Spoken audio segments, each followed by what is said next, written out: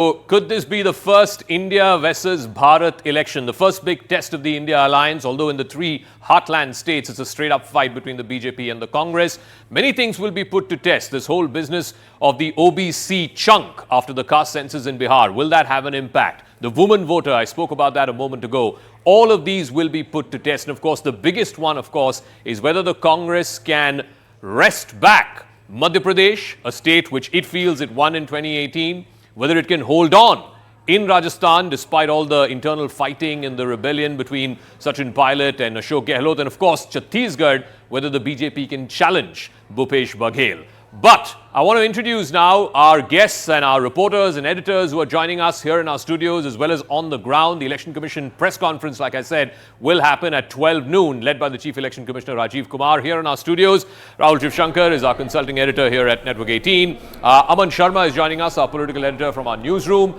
And our reporters are out on the ground. It's a big and busy Monday morning for all of them. Payal is joining us from the BJP headquarters. Arunima is joining us from the Election Commission headquarters, where, of course, we're expecting this PC in under an hour from now. And Pallavi Ghosh, who tracks the Congress party, is also joining us. Let me start with you, Rahul. What is at stake in these 5 state elections? I think the credibility of the Modi government's governance record, both in Rajasthan and Madhya Pradesh. Remember that the Madhya Pradesh election last time in 2019, as you've just said, Zaka, didn't quite go the way of the Bharatiya Janata Party. There was some reverse engineering, to put it politely, that got the BJP into power there under Shivraj Chauhan. But the fact is that you have a situation where one particular party prides itself on giving governance. Madhya Pradesh is that test.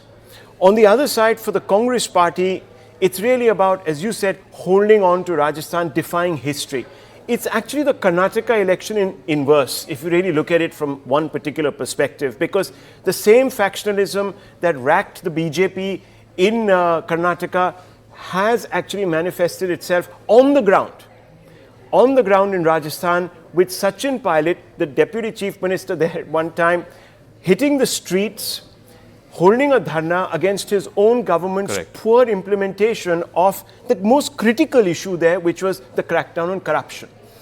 A lot is being made, of course, about BJP's infighting, the too many contestants really for that chief minister's post. But I think the BJP has decided all across these 5 state elections not to project anyone. It's the emphasis on collective leadership. And let's see if that actually has an impact. But as you were saying, it's the first real test of the India bloc. Figuratively speaking, it would be unfair because in Telangana, the Congress is, the principal opposition, but there's nobody else from the bloc that really can hold it up there. In the other states also, the others have a minimal presence. These are really straight-off contests. So it would be, I think, a bit of a stretch to say it's a test of the India bloc, but certainly it's a test of the India bloc's message, if nothing else. And the most important party of the India alliance, which is the Congress party. Remember, 5 years ago in 2018, though they won the 3 heartland states, they lost them in the Lok Sabha elections quite badly. Rajasthan, all seats the Congress lost. Madhya Pradesh, they won just 1 seat. Again, in Chhattisgarh, I think they won just 1 seat. But let me go across to Aman Sharma, because one thing that is different this time from the BJP's point of view and its strategy going into these elections is they are not declaring a chief ministerial face, even in states where there is an incumbent chief minister. Shivraj Singh Chauhan is a classic example. Why this sort of strategy? And, I said this a little earlier in the program as well. Even in Karnataka, they went on Mr. Modi's face. The only face that was being projected was Mr. Modi's. But we saw the limitations therein. Why then is the BJP confident and keen that this strategy will work in the heartland states? See, Zaka, I think the first major reason obviously is anti-incumbency when it comes to Madhya Pradesh. Though Shivraj Singh Chauhan has been the chief minister for the last 17 years, he is the tallest OBC face that the party has in Madhya Pradesh, a state with nearly 49% OBC voters. And OBCs are the one who have brought BJP to power repeatedly in Madhya Pradesh, except in 2019 when we saw, 2018 when we saw the Congress come to power in Madhya Pradesh.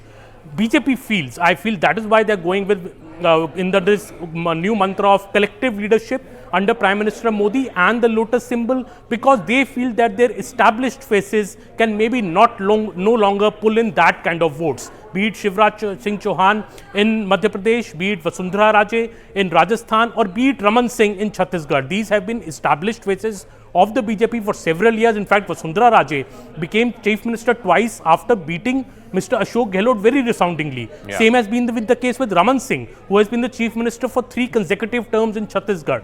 But BJP, I think, now feels that there is perhaps chance to give a chance also to maybe younger leadership, nurture some younger leadership, also create a sense of competition between the various established faces. So be it floating Mr. Narendra Singh Tomar as a candidate in Madhya Pradesh, while Mr. Shivraj Singh Chauhan's seat is still not announced.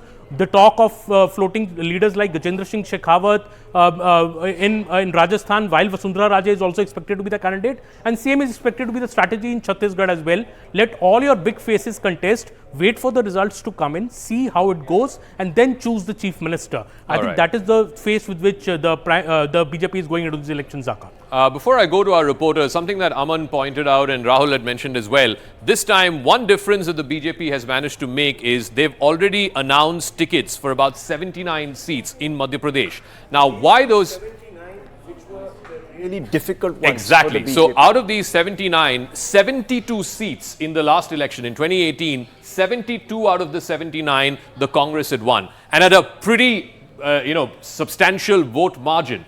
Congress had 46% of the vote share in these seats. BJP only had 36. If you were to look at overall, state-wise, the BJP had more vote share than the Congress, albeit by about 0.13% or so. But the Congress had more seat share, and it was just one short of majority. But I want to go back to that filter, because those 79 seats are where they've fielded some heavyweights. Aman talked about, Mr. Tomar, Mr. Kulaste, Prahlad Singh Patel. These are sitting union ministers who've been asked to fight in these seats, which, like I said, the Congress had got a bulk of those seats last time.